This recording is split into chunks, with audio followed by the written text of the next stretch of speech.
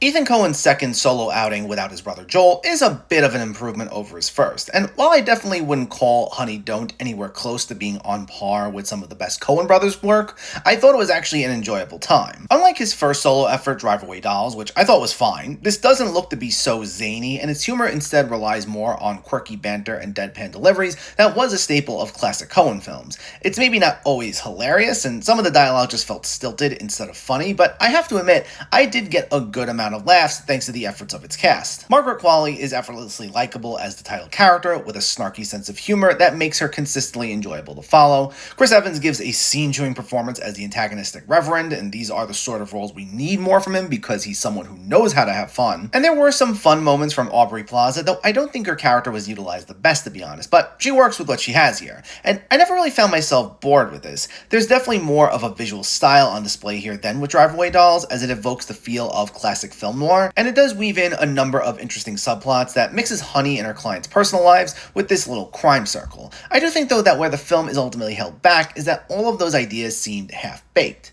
Not that there aren't any conclusions to any of its stories, but while it's refreshing to have a 90-minute comedy that moves quickly, I actually think this would have benefited from dedicating a few more minutes to each subplot. Sometimes they'll veer off for a bit before quickly wrapping up, or they don't exactly have the sort of emotional weight they were looking to have. In trying to do so much in such a short period of time, it felt a bit first draft-like in a way. So while it's overall definitely a step in the right direction, and I did have a good enough time with this, it just ultimately makes me want to see a Coen Brothers reunion sooner rather than later, which hopefully we will get soon.